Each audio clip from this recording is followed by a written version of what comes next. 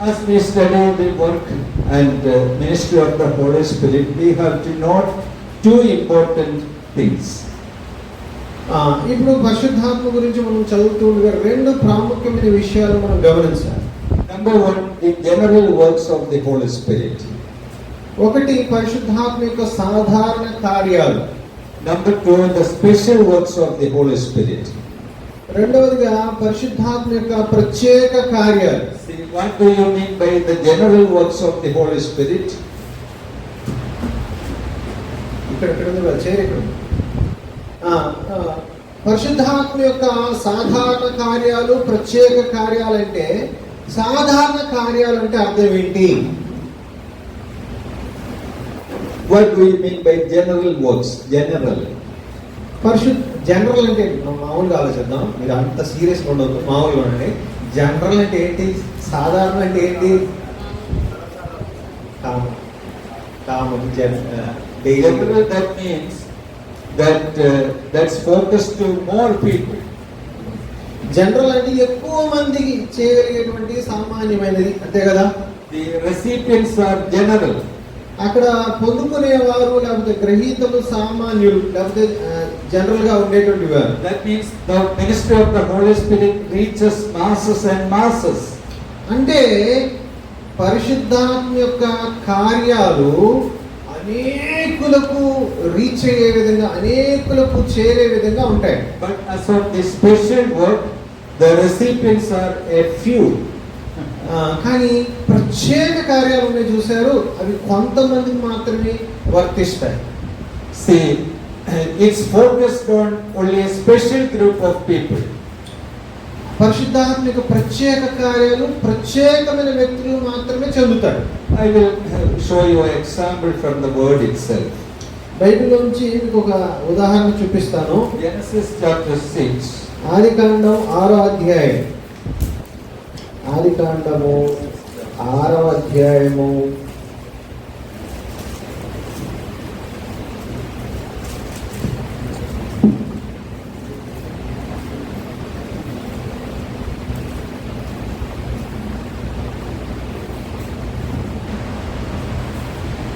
Verse 3. 3వ వచనం. అప్పుడు యెహోవా నా ఆత్మ నరులతో ఎల్లప్పుడూ వాదించదు, వారు తమ అక్రమ విషయంలో నరమాత్రులై ఉన్నారు, అయినను వారి దినములు 120 ఏళ్ళు. అప్పుడు యెహోవా నా ఆత్మ నరులతో ఎల్లప్పుడూ వాదించదు, వారు తమ అక్రమ విషయంలో నరమాతులై ఉన్నారు, అయినను వారి దినములు 120 ఏళ్ళగునని. What do you mean by that verse? ఈ వాక్యం మీరు చదివినప్పుడు మీకు ఏమర్థమైంది? What do you mean by it? దాని అర్థం ఏంటి? అర్థం ఆయన ఆత్మ నరులతో ఎల్లప్పుడూ వాదించదు అంటే అర్థం ఏంటి? ఇచ్చారు కదా, general Whether it is general one or the special one. ఫోన్ ఇది జనరల్ స్పెషల్ స్పెసిఫిక్ చెప్పండి. General. Why do you say so? It is general. General మీరు అన్నట్లయితే ఎందుకు జనరల్ వివరణ ఇవ్వండి. నరులు, men, plural, reachability is more. That means that affects millions and millions of people. నరులు అంటే కోటాను కోట్ల మనుషులకి సంబంధించింది కాబట్టి Holy Spirit is striving with the millions and millions of people in convicting them. చూడండి, వేల కొద్ది లక్షల కొద్ది ప్రజల్ని పరిశుద్ధాత్మ దేవుడు ఒప్పించడానికి ప్రయత్నం చేస్తూ ఉన్నాడు. And another verse, let us see. ఇంకొక వాక్యం చూడండి. The book of Judges chapter 6 verse 34. న్యాయాధిపతుల గ్రంథము, న్యాయాధిపతులు చాప్టర్ 6 verse 34. 6వ అధ్యాయము 34వ వచనం. అందరూ బైబిల్ తెరిచి చూడండి. 6:34. యెహోవా ఆత్మ గిద్యోనును ఆవేశించెను, అతడు బోర ఊదినప్పుడు అబీయేజరు కుటుంబపు వారు అతని యొద్దకు వచ్చారు. the Spirit of the Lord came upon Gideon. యెహోవా ఆత్మ గిద్యోనును ఆవేశించెను. What do you mean by it? దాని అర్థం ఏంటి? Eh? Then another verse. The book of Judges, chapter 3, verse 10. The Spirit of the Lord came upon him. He judged Israel. Let us read that verse in Telugu. చూడండి. అతని మీదికి వచ్చిన కనుక ఆ. అతని ఇశ్రాయేలులకు న్యాయాధిపతి అయి ఉమ్. యుద్ధములకు బయలుదేరగా ఉమ్. యెహోవా చాలమ్మా. చూడు, యెహోవా 3:10 యెహోవా ఆత్మ అతని మీదికి వచ్చెను. In Judges chapter 6 and 3, we saw two verses where the Spirit came upon two persons. One is Gideon, the other one is Othniel. And what do you understand out of these two verses? చూడండి, జాగ్రత్త వినాలి, మీరే answer చెప్పాలా. 6వ అధ్యాయంలో 3వ అధ్యాయంలో పరిశుద్ధాత్మ 6వ అధ్యాయంలో ఒక వ్యక్తి మీదకు రావడం, గిద్యోను మీదకి రావడం, 3వ అధ్యాయం ఒత్నీయేలు అనే వ్యక్తి మీదకి రావడం జరిగింది. దీన్ని బట్టి మీకేం అర్థం అవుతుంది? అక్కడ ఒక వ్యక్తి మీదకి రావడం జరిగింది పరిశుద్ధాత్మ, ఇక్కడ ఒక వ్యక్తి మీద రావడం జరిగింది. దాన్ని బట్టి మీరేం చెప్పొచ్చు? Specially coming upon some specific. Yeah, it's a special work of the Holy Spirit. కాబట్టి ఇక్కడ పరిశుద్ధాత్మ ప్రత్యేకంగా కొంతమంది ప్రత్యేక వ్యక్తుల వద్దకు వచ్చి కార్యం చేసినట్టుగా మనము చూస్తూ ఉన్నాం. Okay, why do you call it the special work of the Holy Spirit? ఇప్పుడు చెప్పండి, ఎందుకు దాన్ని స్పెషల్ వర్క్ అని అన్నాం? పరిశుద్ధాత్మ యొక్క ప్రత్యేకమైన పని అని ఎందుకు అన్నాం? పరిశుద్ధాత్మ ఒకరిని సెలెక్ట్ చేసి వాళ్ళ మీదకి ప్రత్యేకంగా ఇంగ్లీష్లో చెప్తా. Right. because the Holy Spirit selects the one person and he pours the Spirit upon him only. And Yeah. he selects the person individually up by himself. Yeah, Specially. yes, yeah. You understand it very properly. Then somebody else also can say. నువ్వు చక్కగా అర్థం చేసుకున్నావు. మిగతా కూడా చెప్పండి. You say? ఎవరంటే In the book of Genesis, in the book of Samuel, in the book of Kings, we don't see the Holy Spirit is descending upon the all Israelites, but all the time we read that Holy Spirit comes upon him, etc. See, what's the difference? ఇక్కడ విషయం గమనించండి. న్యాయాధిపతుల గ్రంథం కానీ సమీర్ గ్రంథాల్లో పరిశుద్ధాత్మ ఇశ్రాయేల్ మీద అందరి మీదకి వచ్చినట్లుగా మనం చూడం, కానీ ఒక్కొక్క ప్రత్యేకమైన వ్యక్తి మీదకి వచ్చినట్టుగా మనం చూస్తాం. దానికి దీనికి తేడా ఏంటి? The descending upon somebody is not decided by Gideon or Samson or Othniel, but it is decided by the Holy Spirit himself. గమనించాల్సిన పాయింట్ చూడండి. ఏ వ్యక్తి మీదకి పరిశుద్ధాత్మ రావాలనేది గిద్యోను చేతనో ఒత్నీయేలు చేతనో సమూయేలు చేతనో నిర్ణయించబడదు, కానీ ఎవరి మీదకి రావాలని ఎవరు డిసైడ్ చేస్తారు? పరిశుద్ధాత్మ దేవుడు డిసైడ్ చేసి ఎవరి మీదకి రావాలంటే వాళ్ళ మీదకి ఆయన వస్తాడు. See, many Bible theologians do not distinguish these works as two: the special work of the Holy Spirit and the general works of the Holy Spirit. So some people, out of their enthusiasm, they claim, they pray vehemently to God, what you have done to Othniel, let it be done to me also.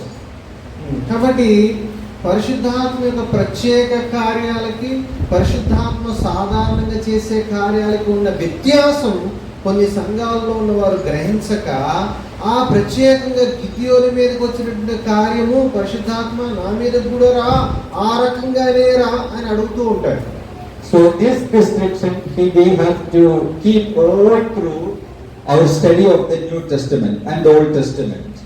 కాబట్టి పరిశుద్ధాత్మ గురించినటువంటి ఈ ప్రత్యేక కార్యాలు, సాధారణ కార్యాలు పాత నిబంధన మొదలుకొని కొత్త నిబంధన వరకు కూడా మనం అనేక ప్యాసేజ్ చదువు ద్వారా స్పష్టమైన అవగాహనకు రాగలం.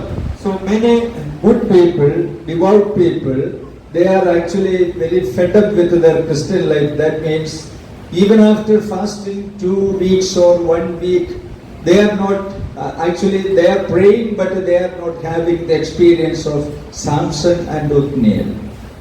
ఒత్నీయేలుకి జరిగినట్టు నాకు కూడా జరగాలి, శాంసన్కి జరిగినట్టుగా పరిశుద్ధాత్మ దేవుడు నా మీద కూడా బలంగా రా అని చెప్పేసి పాపం 2 వారాలు 3 వారాలు 4 రోజులు 40 రోజులు ప్రార్థన చేసినప్పటికీ కూడా ఆ వ్యక్తి అలాంటి అనుభవానికి గురవట్లేదు. కారణం ఏంటి? Okay, then we will read another verse. John chapter 7, verse 39. చూడండి, యోహాను సువార్త 37 to 39. Let us read. యోహాను సువార్త ఎన్నో అధ్యాయం ఉన్నారు? 7. 7వ అధ్యాయము 39. 37 to 39. యోహాను 7:39. చదవాలి. ఎవడేవాడు తప్పిదనగా నా యొద్దకు వచ్చి తప్పి తెచ్చుకున్నాను. నా యొక్క విశ్వాసం వాడు ఎవరో లేఖనం చెప్పినప్పుడు వారి కడుపులో ఉండి జీవులను వారుని ముద్దరగా చెప్పారు. తన యొక్క విశ్వాసం ఉంచి వారి మందకు ఆత్మను గురించి ఆయన ఈ మాట చెప్పాను. యేసు ఇంకా మయపరచబడలేదు కనుక ఆత్మ ఇంకా మయపడలేదు. In verse 39, who can receive the Holy Spirit? చూడండి, 39వ వచనం ప్రకారం ఎవరు పరిశుద్ధాత్మను పొందగలరు? In the book of Judges, we read that Holy Spirit descended upon Othniel, Holy Spirit descended upon that Gideon, then he descended upon Samson. But here we read that what? Whom those believing in him would receive. See, what's the distinction? What's the difference? గమనించాలి. ఇక్కడ పాత నిబంధనలో గిద్యోను మీదకి పరిశుద్ధాత్మ ప్రత్యేకంగా రావడం చూసాం, ఒత్నీయుల మీదకి రావడం చూసాం, శాంసన్ మీదకి ప్రత్యేకంగా రావడం చూసాం. ఇక్కడ ఎవరు పొందుకుంటారంటే కొత్త నిబంధనలో ఈ వాక్యములో ఆయన యందు విశ్వాసం ఉంచువారు పొందుకుంటారట. Yeah. We all can receive the Holy Spirit. అంటే ఇక్కడ కొత్త నిబంధన ఏంటి? ఆయన నమ్ముకున్న ప్రతి ఒక్కరూ పొందుకుంటారు. What one should do to have the Holy Spirit in his life? మరి ఒక వ్యక్తి పరిశుద్ధాత్మ పొందుకోండి ఏం చేయాలట? ఏం చేయాలి? విశ్వాసం ఉంచాలి. Yeah. By means of faith, one can receive Holy Spirit. ప్రభువు యేసునందు విశ్వాసం ఉంచడం ద్వారా పరిశుద్ధాత్మను మనం పొందుకుంటాం. Verse 39, whom those believing in him would receive the Holy Spirit. ఇక్కడ మనం చూసినట్టుగా ఆయన యందు ఎవరైతే విశ్వాసం ఉంచుతారో ఆ ప్రభువునందు వారు పరిశుద్ధాత్మను పొందుకుంటారు. That means Holy Spirit is given to any believer by means of faith only. అంటే ఏ విశ్వాసికైనా సరే పరిశుద్ధాత్మను పొందుకోవాలంటే ఎట్లా? కేవలం విశ్వాసం ద్వారా మాత్రమే. So Holy Spirit is a gift to all believers. అంటే ఇప్పుడు పరిశుద్ధాత్మ అనే వరం ఎవరికి ఇవ్వబడింది? విశ్వాసులందరికీ ఇవ్వబడింది. If we have the Holy Spirit, then Holy Spirit is with us. There is no division or partiality in it. చూడండి, నువ్వు ప్రభు యందు విశ్వాసం ఉంచితే పరిశుద్ధాత్మ నువ్వు పొందుకుంటావు. అందులో వాళ్ళకి ఆయన అనుగ్రహించబడతాడు, వీళ్ళకి అనుగ్రహించబడ్డని పక్షపాతం పరిశుద్ధాత్మ దేవుడు ఏం చూపించాడు? అందరినీ సమానంగా చూస్తాడు ఆయన. If he comes into our life, he is there. ఆయన కనుక మనలోనికి వచ్చినట్టు మనలోనే ఉంటాడు. Do you have any questions? ఇప్పుడు దీనికి సంబంధించినటువంటి విషయాల్లో మీకు ఏమైనా సందేహాలు ఉన్నాయా? Do you have Holy Spirit? ఇప్పుడు ప్రశ్న, నీవు పరిశుద్ధాత్మను కలిగి ఉన్నావా? Are you sure? నువ్వు ఖచ్చితంగా చెప్పగలవా? Are you sure? ఖచ్చితంగా చెప్పగలవా? How did you make it sure that you have the Holy Spirit? పరిశుద్ధాత్మ నీలో ఉన్నాడని నీవు ఎలా చెప్పగలవు?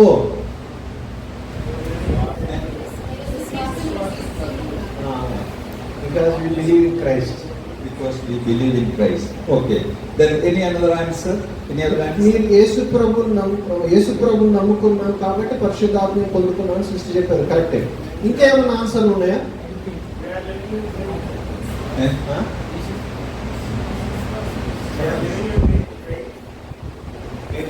Living in faith. Living in faith. Okay. That's true. Some other answers? ఇంకేమైనా ఆన్సర్లు ఉన్నాయా? Walking with God. Working with God. ఇంకా Eh? జీవితంలో మార్పు, ట్రాన్స్ఫార్మింగ్ టు క్రైస్ట్, క్రీస్తు సారూప్యంలో మారడం. Okay. అది చేంజ్ కదా, మార్పే కదా. దేవుడి యొక్క స్వరూపంలో మారడం, మీ స్వరూపంలో మారడం. How a believer can make sure the presence of the Holy Spirit in him? That's the question. It's a question. ఇప్పుడు నా ప్రశ్న ఏమిటంటే, పరిశుద్ధాత్మ ఒక విశ్వాసిలో ఉన్నాడని ఆ విశ్వాసి ఎట్లా దృఢంగా చెప్పగలడు? దేవునికి సంబంధమైన క్రియలు వారిలో related works will be displayed in his life. If the Holy Spirit is there, so related works will be displayed in our life. That means holy life, godly life, such kind of fruit of the Spirit. Okay. See, in verse 39, just as we read, whom those believing in him would receive. చూడండి, ఇంతకుముందు చదివిన వాక్యం మరోసారి చదవమ్మా. యోహాను, Let us reason this way, that the Bible teaches that those who believe in him will receive the Holy Spirit. యేసుక్రీస్తుని ఎవరైతే విశ్వాసం ఉంచుతారో వారు పరిశుద్ధాత్మను పొందుకుంటారు. I believe in Jesus Christ, therefore what is my conclusion? I am having the Holy Spirit. ఇప్పుడు దాని ప్రకారం మనం చూస్తే నేను యేసు ప్రభువును నమ్ముకున్నా, అప్పుడు నేను ఎవరిని పొందుకున్నా? పరిశుద్ధాత్మ పొందుకున్నా. That means when I believe Christ, I am having the Holy Spirit. అంటే నేను యేసు ప్రభువుని ఎప్పుడైతే నమ్మానో ఆ క్షణంలోనే పరిశుద్ధాత్మ నాలోకి వచ్చేసాడు. 1 Corinthians chapter 12. 1 కొరింథీ 12.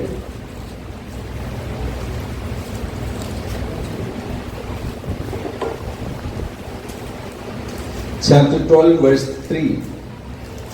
12:3 చదవండి. ఇందుచేత దేవుని ఆత్మ వలన మాట్లాడువాడెవడును యేసు శాపగ్రస్తుడని చెప్పడని, పరిశుద్ధాత్మ వలన తప్ప ఎవడును యేసు ప్రభువు అని చెప్పలేడని నేను మీకు తెలియజేయుచున్నాను. So here we see the work and the presence of the Holy Spirit in a wonderful way. ఇక్కడ మనం చూసినట్లయితే ఇందులో మనం పరిశుద్ధాత్మ కార్యాలు అద్భుతంగా మనకి ఇక్కడ గమనించవచ్చు. I make known to you that no one speaking by the Spirit of God calls Jesus accursed. ఇక్కడ అంటున్నాడు ఏంటంటే, ఇది చేత దేవుని ఆత్మ వల్ల మాట్లాడేవాడు ఎవడు యేసు శాపగ్రస్తుడని చెప్పడని, పరిశుద్ధాత్మ వల్ల తప్ప ఎవడు యేసు ప్రభువును చెప్పలేడని నేను మీకు తెలియజేస్తున్నాను. And if he is having Holy Spirit, what he will do? He will say, Jesus is Lord. చూడండి, ఒక వ్యక్తి పరిశుద్ధాత్మను కలిగి ఉన్నట్లయితే ఆ వ్యక్తి ఏం చెప్తాడు? యేసు ప్రభు గురించి ఏం చెప్తాడు? And who is, యేసు ప్రభువును ఒప్పుకుంటాడు కదా. who is Jesus to me? If he is my Lord, out of my heart if I say, it's a sign of the presence of the Holy Spirit in my life. ఒక వ్యక్తి యథార్థంగా హృదయంలో నుంచి యేసు ప్రభు అని ఒప్పుకున్నట్లయితే ఆ వ్యక్తి హృదయంలో ఎవరున్నట్టు అర్థం? పరిశుద్ధాత్మ దేవుడు, పరిశుద్ధాత్మ. People, those who receive Holy Spirit as the gift of God, will never say that Jesus is accursed, but they will honor him and worship him. ఎవరైతే యేసుక్రీస్తుని విశ్వాసం నుంచి పరిశుద్ధాత్మ వరాన్ని పొందుకుంటారో వారిలో పరిశుద్ధాత్మ ఉంటాడు కాబట్టి ఆ వ్యక్తి ఎన్నడూ కూడా యేసు శాపగ్రస్తుడైన మాట అనడు, చెప్పడు. See, what we can say, this is the work, this is the general work of the Holy Spirit. ఇది మనం ఏం చెప్పవచ్చు? పరిశుద్ధాత్మ యొక్క సాధారణ కార్యము అని చెప్పవచ్చు. పని. All believers are sharing the indwelling of the Holy Spirit. అంటే ఏంటి? ప్రతి విశ్వాసి కూడా పరిశుద్ధాత్మ నివాసాన్ని కలిగి ఉంటాడు. అంటే ఎప్పుడైతే యేసుక్రీస్తుని విశ్వాసం ఉంచుతావో పరిశుద్ధాత్మ నీలో నివాసం ఉండడం మొదలు పెడతాడు. So it's not a special work, but it is the general work of the Holy Spirit that in which we all are sharing. చూడండి, ఈ కార్యాన్ని మనము పరిశుద్ధాత్మ సాధారణ పని, సాధారణ కార్యం అంటే ఎందుకంటే విశ్వాసులు అందరి యొక్క భాగ్యాన్ని పొందుకుంటున్నారు కాబట్టి ఎవరైతే విశ్వాసి దేవుడు ఉంటాడో ఆ విశ్వాసి హృదయంలోకి పరిశుద్ధాత్మ వచ్చేస్తాడు అంతే. Let's all praise God that God has given us the gift of Holy Spirit. కాబట్టి మనందరం కూడా విశ్వసించినట్లయితే మనందరం కూడా ఎవరు కలిగి ఉన్నాం? పరిశుద్ధాత్మ వరము అనగా పరిశుద్ధాత్మను కలిగి ఉన్నాం.